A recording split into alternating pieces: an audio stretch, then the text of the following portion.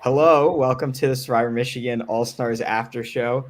I'm here with some very special guests. Would you guys like to introduce yourselves and say who you are? And we'll be joined by a few more later on. We had some last minute drops, so it's a bit chaotic tonight, but we've got a great lineup as always. Yeah, I can start.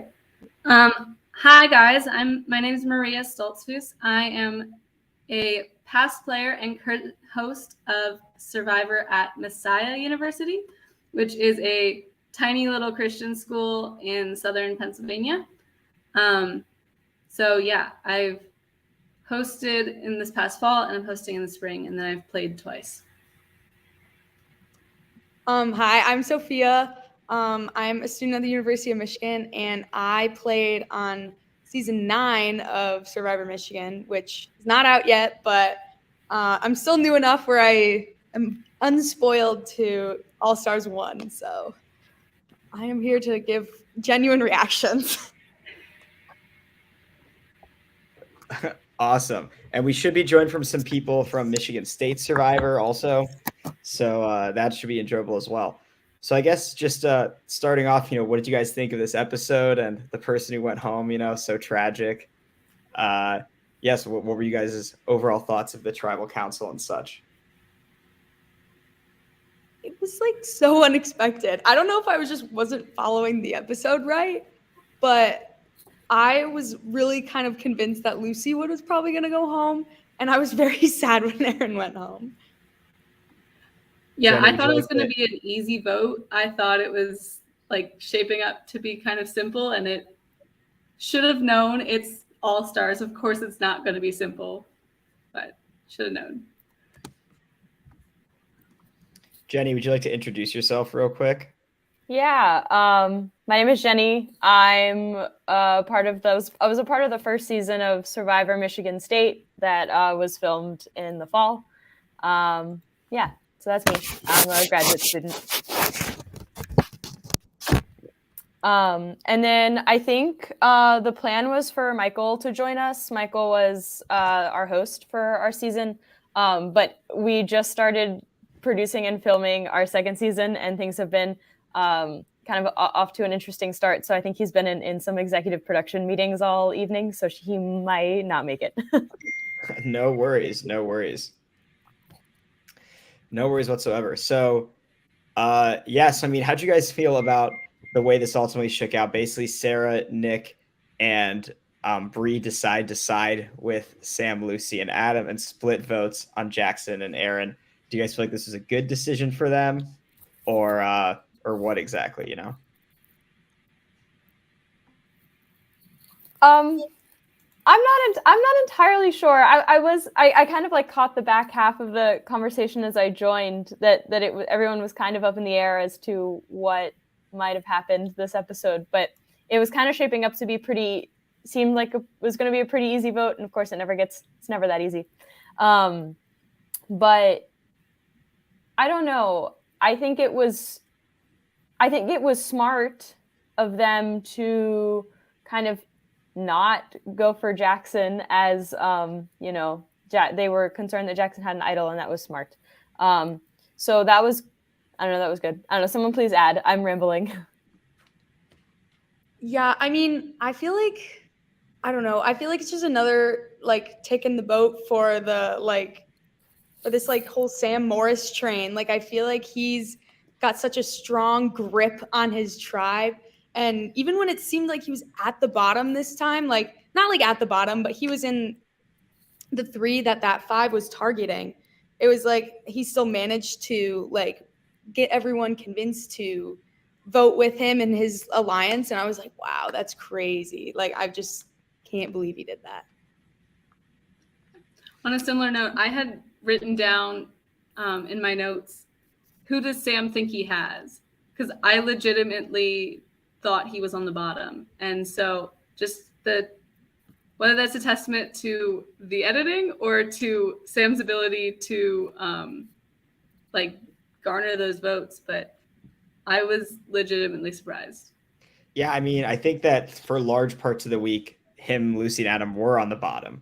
And it was only towards the very end that they're able to flip Bree And Nick has kind of been wavering on this the whole time, so he's been the most in the middle, I think, of anyone. I think Bree and Sarah were firmly against them at the beginning of the week. Nick was always more in the middle, and by the end, they've been swayed by a couple different factors, including this Megan, Jackson, Aaron, Kevin alliance, referred to as the axis of evil. What were people's thoughts on this? That was so funny to me that it was like this big thing that everyone's talking about, and then to hear their perspectives of them saying, wait, this is a thing? Like Jackson and Megan and Aaron being like, I didn't think this was that serious. Yeah, I mean, it's interesting that like once it's out there that you're working with someone, you're basically forced to work with them. Like there's no like scenario where it makes sense to not work with someone people believe you're working with. But when one of those people includes Kevin, it becomes a difficult prospect, and it puts these guys in kind of a tough situation, I think. Yeah, when the like episode started and the title card went up and the title was Axis of Evil, I was like, ooh, like, what's gonna happen here? And it was kind of comical to me that it turned out to kind of be this like, a group of people that were just kind of forced together by social construct, not actually being the axis of evil. They were just there by consequence.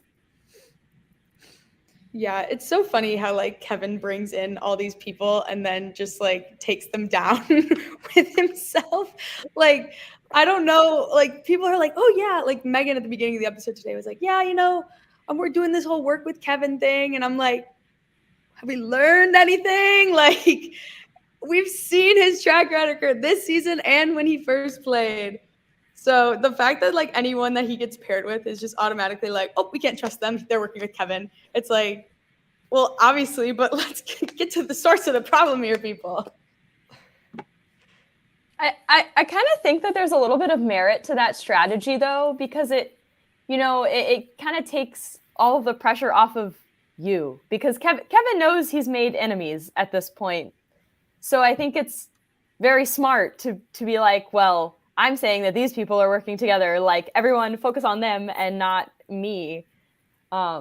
Which is, yeah, I think there's a little bit of merit to that. It's chaotic, but I mean, do you guys feel like would you work with Kevin if you played a game of Survivor, No. I am the type of person that I like to work with predictable people. And if you are not predictable, I do not want to work with you. So Kevin would scare me so much. Well, let's talk a little about this challenge. So, Leia coming right off the tribal where she's been drinking over her friend Will going home.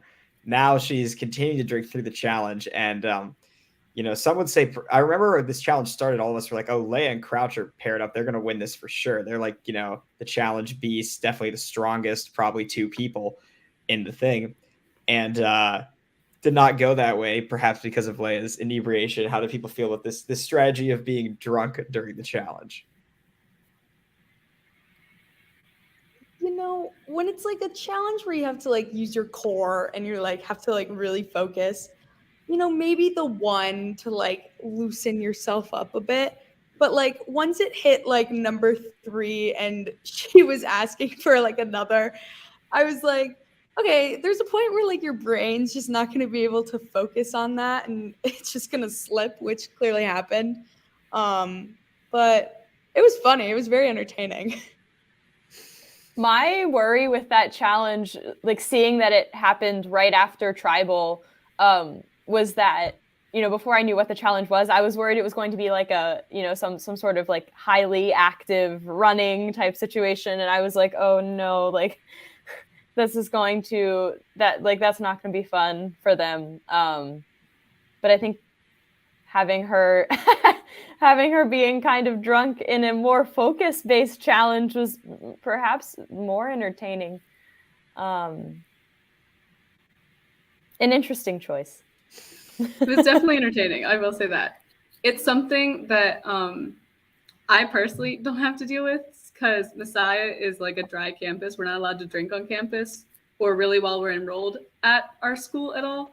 So it's always really weird to me to see people like drinking at Survivor and like having parties and like, yeah, it's just so entertaining to me because it's not something that I get. Yeah, I mean, you could say that alcohol is the 22nd cast member of Survivor Michigan All Stars, because there's a lot of people drinking at tribals and in all kinds of different situations. So that's that's a whole shtick. I think something that's really interesting that I've just kind of noticed as the season has progressed is the comfort that everyone has around each other, around the camera, around just like, I don't know. I think in everyone's first season, everyone is kind of a little cagey and a little uncomfortable. But now, like all of these people have been through it at least once, they're much more comfortable doing things like that. And it definitely makes for a more interesting game. Seeing the producers get involved and being called out and stuff is fun. Yeah, there's definitely a big difference between how people, you can even see it in the tribal councils, how they talk versus like their original seasons, where everybody originally in their first seasons is really afraid of saying like anything at tribal, or they don't want to be perceived in any particular way. But a lot of the players, like their perception is kind of already set. Like some of them can't come off as more of a threat than they already are, or vice versa. So they're able to be more open and like themselves at tribals, which I think makes for some more entertaining tribals at times. Yeah, even when I played, like it was such a difference just seeing myself on camera from day one to like towards the end of the season. And it was just having like a whole season of people that have already played and are super comfortable on camera it's cool because it makes it feel more authentic that everyone's like being their true selves, even though they're lying and manipulating to each other. But yeah, I think it does provide a lot of really good content and it's very fun. Let's talk a little about what you guys think about this girls' alliance that got put together by Jessie. So there's sort of two different alliances she's talking about, one on her own tribe with Bailey and Emily B and herself and Leia. And then also they're talking about bringing in Bree potentially if they get to a merge or something. So how do people feel about that? What do we think about this potential girls' alliance, that it's how it might pan out? I love a girls' alliance. I thought it was very funny how Jessie was like, yeah, we're trying to have a girls' alliance, but not with Megan. We're not including her. And then she, of course, had to clarify, not because she's not a woman. And so I think that's smart. I do wish we see a little bit more of like Megan and Jackson talking, because that they are. So I think it's smart of Jessie to not want to include Megan in this alliance, but I think it is funny to still call it a girls' alliance. Yeah. I mean, I think that like Jessie's kind of joking around when she's saying that. I think it's partially that it's not simply that Megan, is dating Jackson and why she doesn't want Megan to be in her alliance. It's also like she specifically wants to work with that group of people that she feels close to. And I don't think Jessie feels any kind of connection to Megan at this time in the game, but she, Jessie's always gonna have some good one-liners. And so she's definitely going to pop off about Jackson. And I can see that group working well together. I feel like with Emily B losing Will, like she now doesn't have her closest ally. And yeah, Leia and Cooper might be together, but they've been on opposite sides and they're not really, like Leia's not really set on making that happen. So she's now like scrambling around, not scrambling, but like trying to find her main group kind of thing. And Bailey's super connected, but like, I don't know. I think they all can use a group to be like their number one group.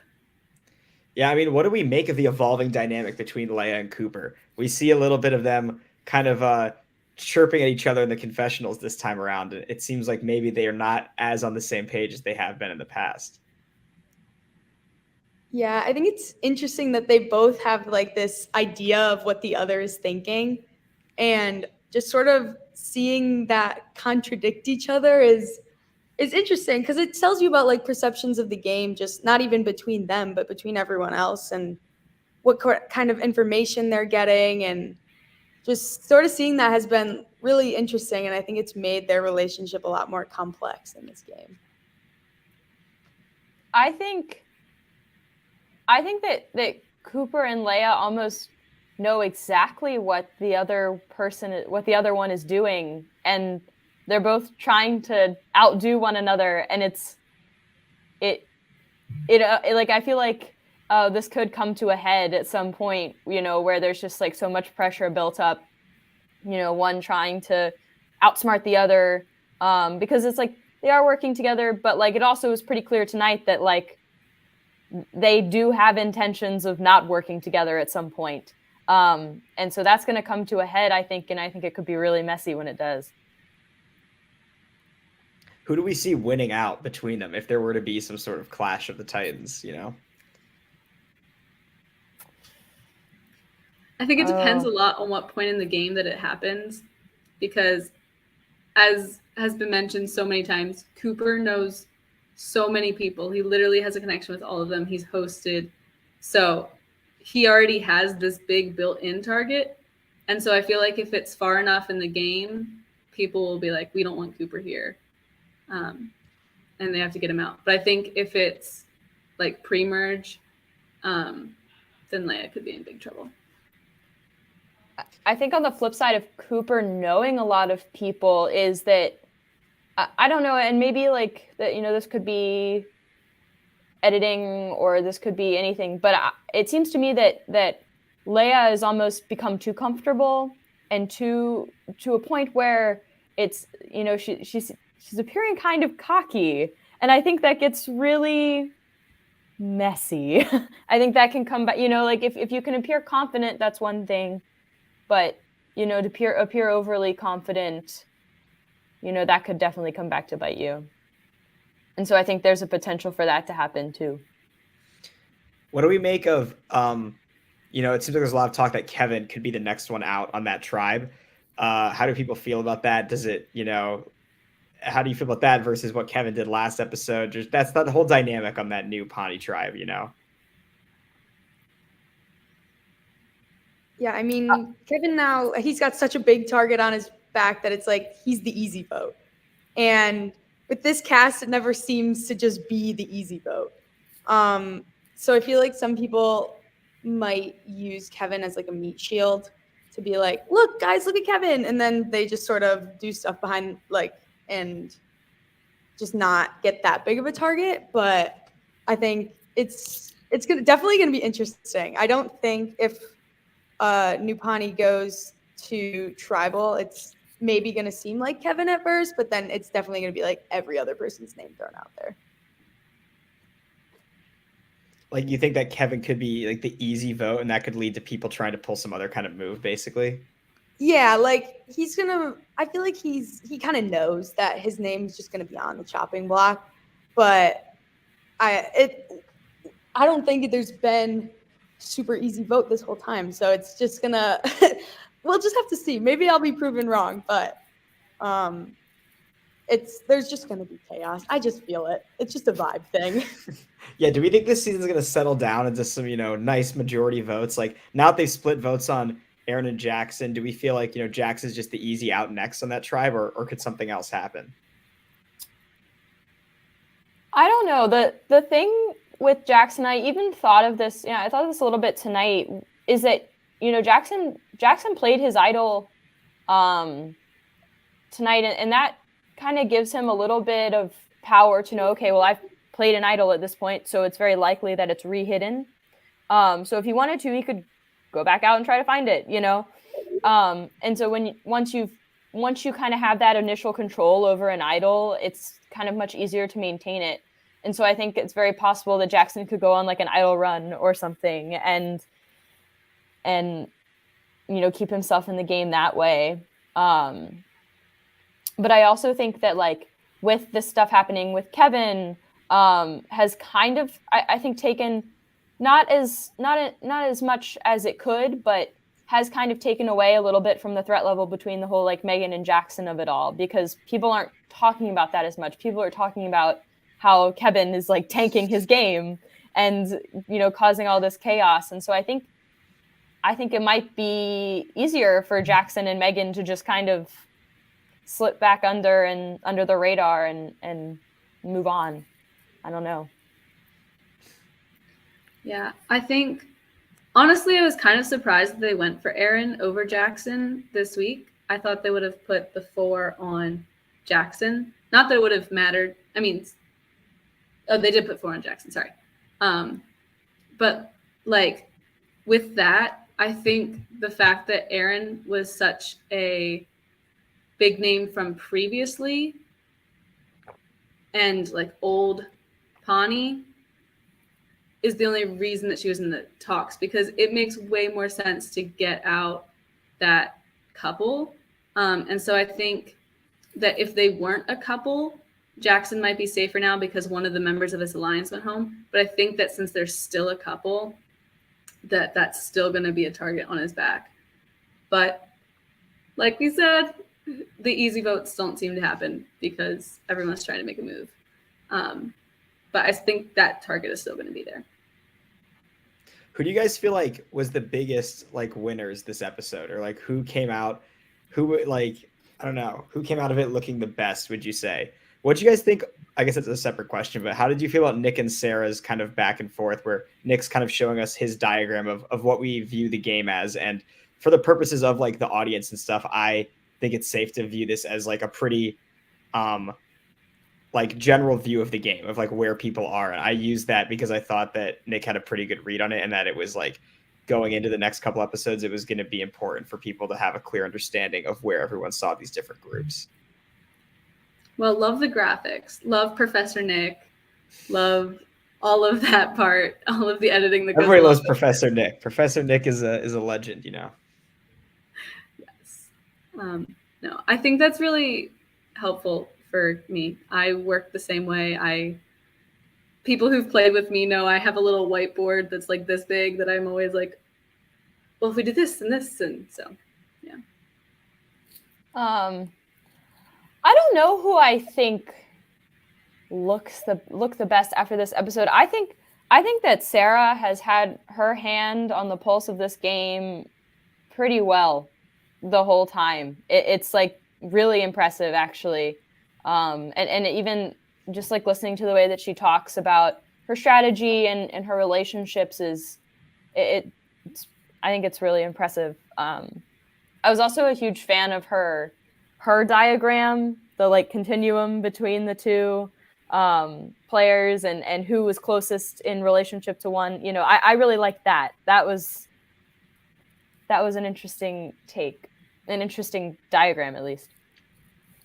Yeah, I mean, I think that it ends up being that a lot of what goes into it is that for Sarah, she thinks that Aaron is just way more connected than Sam and Adam and Lucy are. And so she thinks that Aaron and Megan and Jackson and Kevin are a more dangerous alliance with Aaron at the head of it than Sam, Lucy, and Adam are, who she sees as kind of isolated. What do you guys think about that? Do you think that's a good read or not so good a read?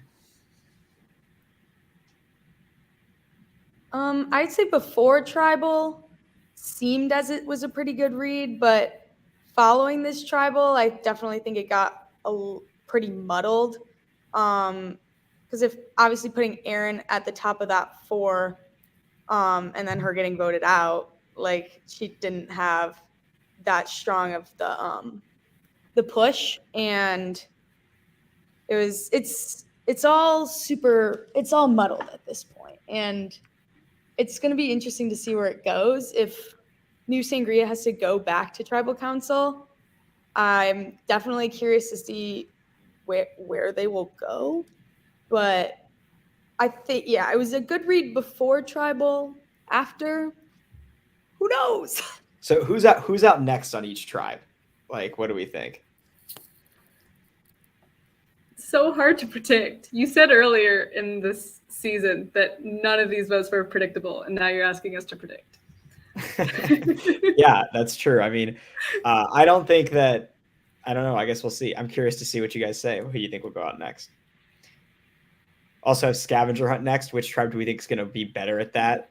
A classic Survivor Michigan challenge making a return. Which tribe do we think is set up better to, take the brutality of the scavenger hunt in hand?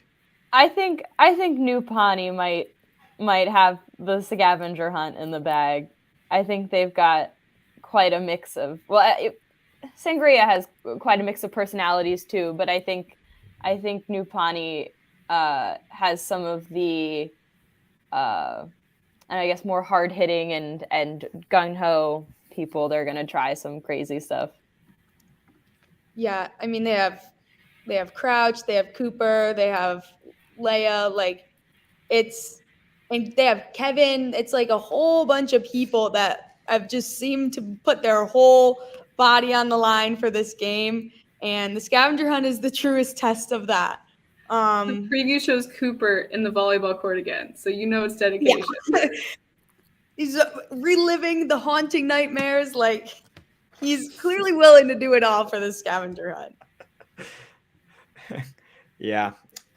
What else? Is there anything else? What else do you have in your notes, Maria, that we haven't touched on yet? What else you got?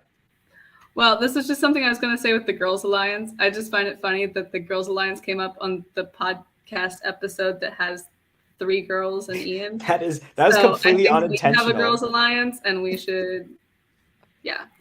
This is not looking good for me. Oh no! If we go to tribal, I don't think I'm feeling too good. But Sophia and I have a Michigan Alliance though, so I'm pretty sure I could get this to a tie at least.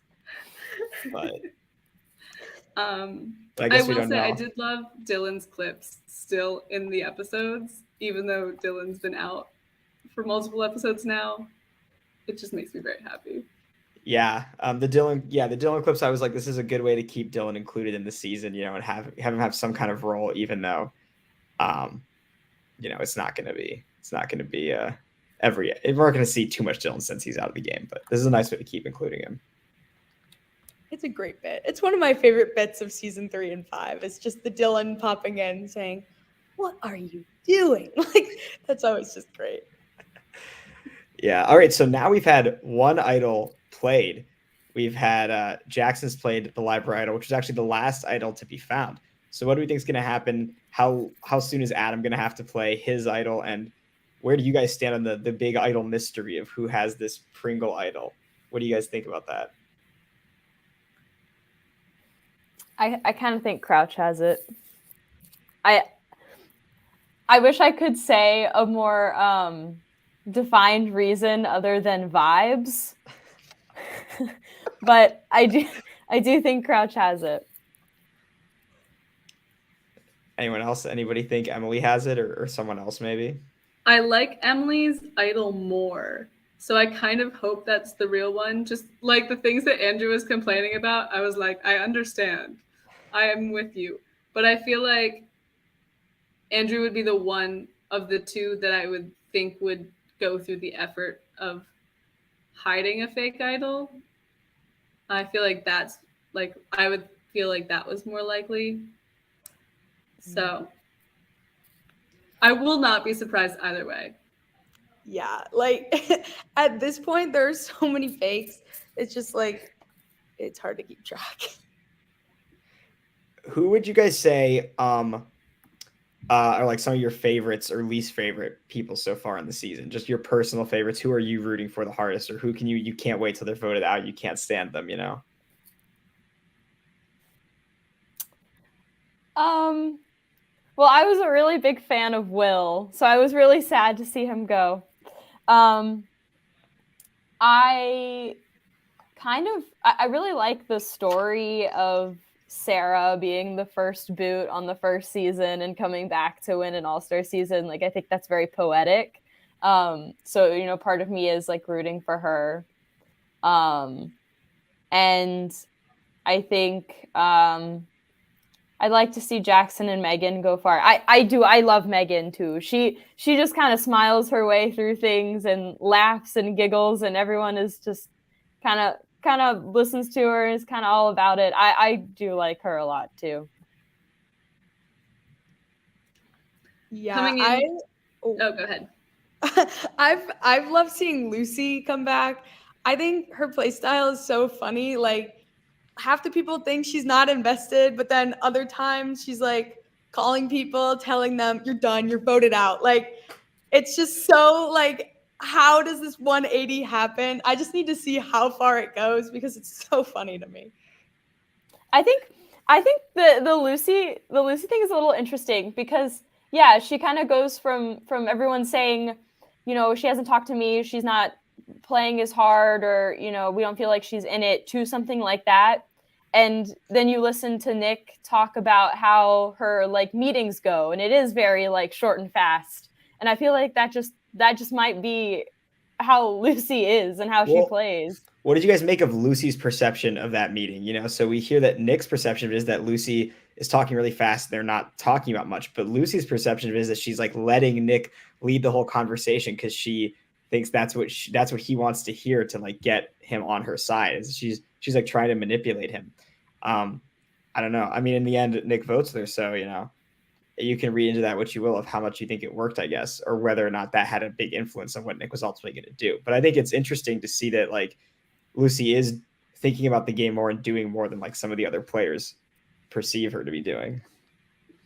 Which I think is definitely we're seeing some growth since season 2. And just like how she was aware of how Nick and her's relationship was in season 2, and then her being like self-aware enough to have this plan going into this season. We'll see how well it works out for her, but I definitely think that's some cool growth. So Maria, who were your favorites? Like, we didn't get to you on that question. Yeah. I, in most all-star scenarios, tend to go for the people who didn't really get a chance in their first season. So like Sarah was one of my big people I was pulling for coming in because of the whole first boot thing. And I just feel like she's been so fun to watch so far. And so I just really hope that she goes far and gets a chance to kind of redeem everything. I mean, she's already redeeming herself. She's already getting so much farther than before. And kind of feel the same about Adam. Like seeing him get the idol and like make it this far is just cool, since he didn't get that much of a chance before. But, and then like Jenny said, I just am a big Megan fan. So it's been really cool to watch her. I was hoping that we'd see more from Andrew than we have. I was hoping he would be a lot more of a strategic prowess than I've been seeing this season. But there's still time. We're still in the pre-merge, which right now feels like so much has happened, but I'm sure by the time we get to the end of the season, this will feel like a drop in the bucket compared to everything else. So yeah, I don't know. I know there's a lot of Erin stans, and I was kind of like middle of the road on her. So like, I'm not the most upset that she's gone. I think Jackson is very entertaining. So yeah. Yeah, I also think Jackson is entertaining. And I just like, I see it in that, like he is, I think he's really playing a character, and it is a joy to watch. It is so funny. I don't know how he's like in real life, but I have to assume that he's playing up some traits for the camera, and I think it's great. He's similar in real life. He's not that different, but he's definitely playing it up. But yeah. What do we have? Any really bold predictions from any of you guys? I think you've been keeping in, and you've got some real bold thoughts on how it's going to happen. There have been some like crazy theories floating around online that like Kevin might secretly have the idol, or Cooper or Jackson could secretly have it, or something else along those lines. What do people think with those sorts of conspiracy theories? I would call them delusional conspiracy theories, probably completely unlikely, with no basis in reality. I was gonna say that sounds like delusion. Like, I guess that's a cool like joke. Like, I mean, if we had like some like, oh, they're looking for it, like that would be cool. I mean, no, Jackson planted all the fakes, but like, there's been nothing to really say that they've looked or have found anything. So yeah, I don't know. I like have a hard time picking up, or have a hard time saying like super crazy theories like that, because I do my best to judge what is given to me. And so to come up, like, I can't even come up with something like that because it's so far removed from what I'm seeing on screen. I'm not sure. I'm trying to think of anything crazy that I've thought about. I was definitely for a little while being like, I don't think Andrew or Emily B has the idol, but now I don't know who else would have it. So I think it's probably one of them. But that was the craziest thing I've gotten so far.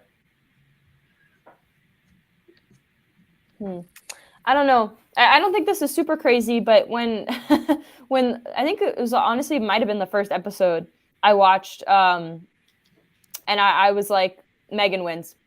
It was like I don't know. I just had this like feeling.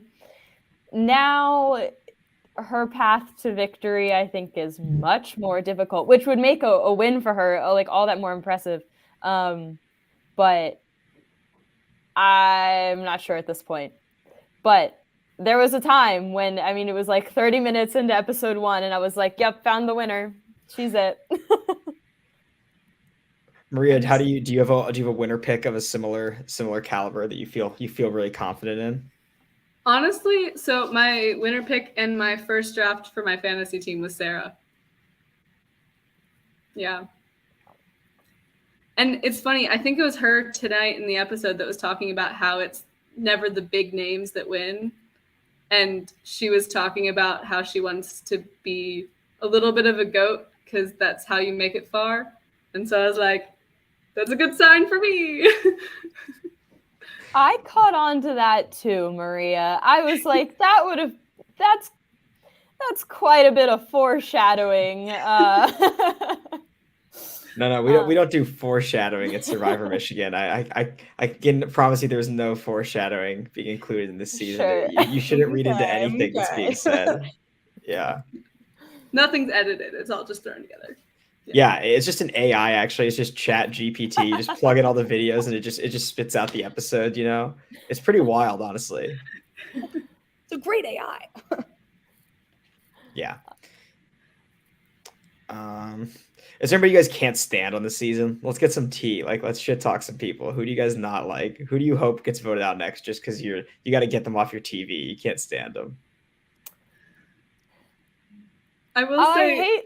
Go ahead, Maria. Oh, I was just gonna say, Aaron getting so emotional after Tribal Council was just a little annoying. I don't know. I like Aaron as a character, but she takes it very personally, and I just, after a while, it starts to be like, it's a game. Just act like it's a game. But I think the only, I don't know, Jesse is just, I want to see full-time players, not part-time players. So. Oh, Yeah. rip Sophia's lighting. I mentioned Jesse and it just all shuts off. So I mean, I think Jessie, is showing this episode that she does have some acumen. In the last couple episodes, she's definitely turned it on a little bit. In episode 4, we see her telling Leia all this information about Kevin flipping, and in this episode, we see her kind of being the one orchestrating this girls' alliance. But yeah, similar to Lucy, there's definitely an aspect where the other players may not have caught on to that like perception yet.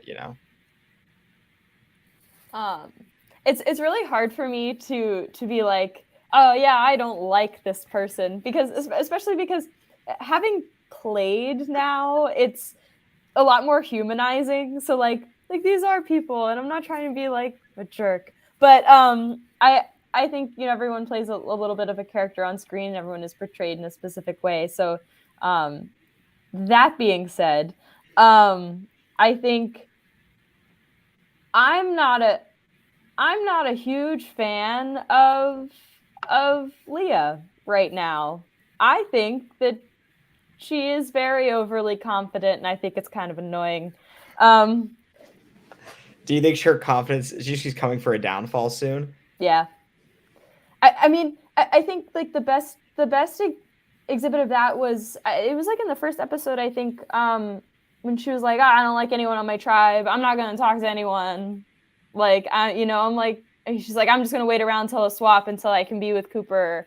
And I was like, is that, I don't know, like, that's kind of Survivors. You have to chat with people that you maybe don't connect with as best you can, but you have to connect with them as best you can.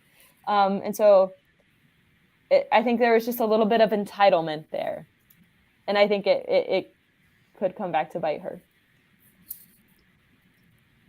Yeah, I definitely agree with that. On like the same sort of note, I'm not the biggest Jackson fan. I know a lot of people like him. Oh, not a Jackson fan. Interesting. No, I think he's done better. Like season 4, when I watched that, I was like, man, this guy's annoying. Like, I'm the challenge beast. Like, okay, calm down. Like, and he sort of acted like that a bit during the beginning of this season. I think he has calmed down a bit and has been like humbled, especially with this vote playing. I think it was very smart of him to play that idol. It was like, that was a really good move. But if he did get voted off, I wouldn't be that upset. Jackson did lose his 4-0, now 4-1. Did finally lose a challenge. Maybe humble him a little bit. I like that bit. I especially liked it. It was in season 4. Yeah, I liked it when even though, like, I think at one point his losses were greater than his wins, and he was still clinging on to that, like, yeah, I'm the reason that my tribe wins challenges. I'm the challenge beast. And it was, I think that's funny. I like Jackson's bits. Sophia, the live chat is coming for you with this. I know, I'm reading this anti-Jackson stuff. Everyone's like, what is... Yeah, they're all coming for you, everybody. I have people in the room next door that are like ready to bang on the door. Like, it's... But I don't know. Ian said, where's the tea? I brought it. I don't like it. No, this is good. This is what we need on the Survivor Michigan after show, is the real truth to come out and not have people, hide their opinions, So, yeah, so I've heard some anti-Leah talk, anti-Leah talk, anti-Jackson talk. Anyone else? Or anything else? Any other notes you got, Maria? What else? What else do we want to talk about? If anyone else has anything to talk about too, but what do you guys just think of the season in general so far? What kind of story do you think it's setting up to tell, or just general thoughts on that? On a more general sense. I'll say from my experience playing, I think the first instinct for anyone when they get voted out is, oh, I can't wait for All Stars. Like, I can't wait to play again. And I definitely felt that way. And watching this, it's so stressful. And it kind of puts me back in the game a little bit and like reminds me like, oh yes, that is what you were doing all day, every day. And it was incredibly stressful. And this is like dialed up times 10. And it's like, I just can't imagine. I applaud them. Yeah. I mean, I've said before that this is not a game to these people, you guys all know it. It seems like all you guys have played that, that it's not a game when you're doing it. And especially this kind of season, it's really not a game. And so I think you do see some of that emotions come out with Aaron, and then, Adam is crying as well. And I think that for him, that's just the emotions of seeing somebody else who he does feel like he is friends with in real life, and they weren't aligned in the game. But I think that Sam and Aaron had this really strong rivalry. I think that Adam and Lucy, like deep down, were hoping that they could get over this, and it wasn't going to be like that. And so I think that to see somebody cry over that, does genuinely upset him in that moment.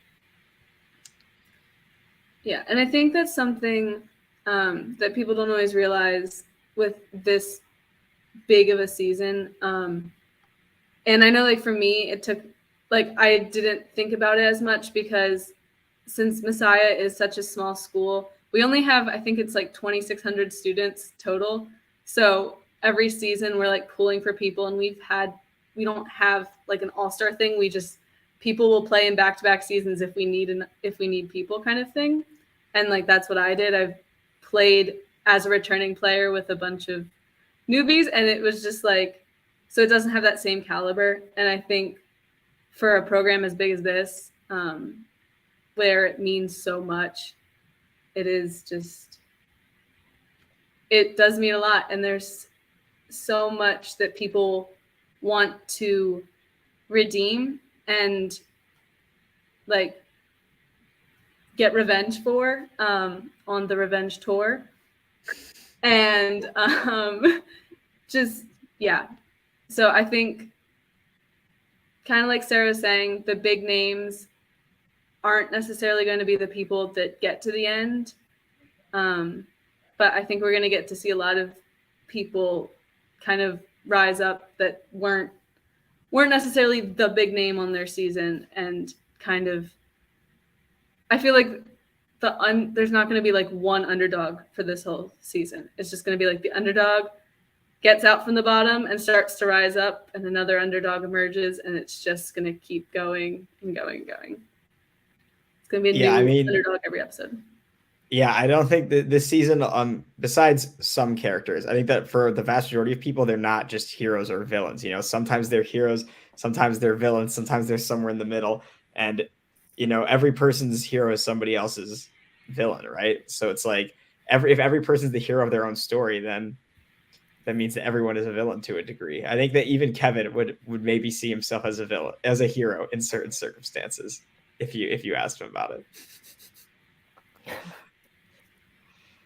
Yeah, I'm having a great time. I'm having a great time with the season. I think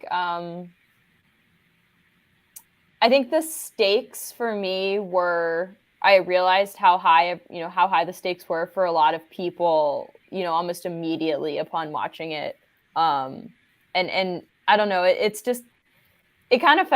feels kind of monumental to me. I don't know. It seems like a pretty big deal. Yeah, it was. It definitely was. Yeah, I mean, I can't be overstated how big of a deal it was to these people in the moment. This was everything, you know? This was All-Stars. This is what they'd all been talking about for all these years. Yeah, I mean, you can just tell that they're all so dedicated to the game. And even after meeting a lot of them a few months ago, it's like you can just tell they love Survivor. They love this community. And like this season is perfectly portraying all of like that build up to it. And now they're just pouring it all in there. And I think like, even though, yes, Erin crying at the end of her vote was like extremely upsetting, and some people may think, oh, it's just a game, but some people have waited years and to come back and play again, just for it to be ripped out from them pre-merge especially, it can be really tough. And I think the emotions are portrayed very well through all the highs and lows. It's been a roller coaster that's been so fun to see. Look at this question. I cannot think of any really clear examples at this point in the game off the top of my head. But you know, all these people are still interacting and seeing each other all the time, so it's always uncomfortable. You know, it is what it is. They see each other on campus, and that's how it's going to go. That's the worst. It's the worst when someone who got brutally blindsided, you're like, I'm sorry. Yep. It happens. Well, you know, unless anyone has anything else, we can wrap this one up, I guess. Does anybody have anything else they really feel like they need to get off their chest about this season, or just, you know, anything in general, I guess? Or have any questions about anything that they were confused by or anything like that? I was just gonna say, are we getting more Brady quips this season? I think we've had, every time Brady's on camera, I'm laughing. Like, he's got great things to say. Brady's a very solid host, especially in the quip department during challenges. He seems to always be firing on all cylinders, just lashing out at, you know, roasting whoever he can. So definitely appreciate that. I feel like he took to that a lot quicker than Cooper did in his first season. Yeah. I just had one more thing about Adam. I feel like early on in the season, like early on in the pre-merge, back before the swap, Adam was seen as this like central player, and him and Megan were like the swing votes and like all this stuff. And somehow now he's just turned into Sam's puppet. And I feel like people are just completely underestimating his abilities to like talk to people. And like I think right now he's working with Sam, but I think that people are going to be surprised at some point when he kind of comes out of the woodwork, when he's able to use his idol, things like that. For sure. You guys want to? Oh, sorry. Oh, I was gonna say, I'm very glad that Adam has a real idol. That was really rough watching that and knowing, he's like got two, they've got two idols up and holding him up and dancing around, and I was, it's just, that was rough. So I'm glad that they have an idol now. Yes, yeah. I mean, that was. You think Adam deserves some good karma for finding those two fake idols, finding an actual real idol. Do you guys want to plug, your own Survivor seasons or your clubs or anything like that? Talk a little bit about what you guys do at your own schools. Sophia, you can just replug Survivor Michigan All-Stars, Okay, I'm plugging Survivor Michigan All-Stars again. It's great. Ian's done a fantastic job. I can't say anything bad about it. It's been amazing. And if Survivor Michigan season 9 ever hits the air, please watch. It's very good. And you'll see yours truly. So I have it on good authority. I've avoided post-season 5 spoilers like the plague, but I have it on good authority that season 9 is a good season. So definitely hope that one comes out. I'll go. We filmed our first season of Survivor Michigan State this fall. So we're hoping to have that out. I don't want to say a date because I don't want to put our producers on blast here. But we do have a trailer online. So our YouTube channel is Survivor Michigan State. And so you can go watch that trailer. It's super fun.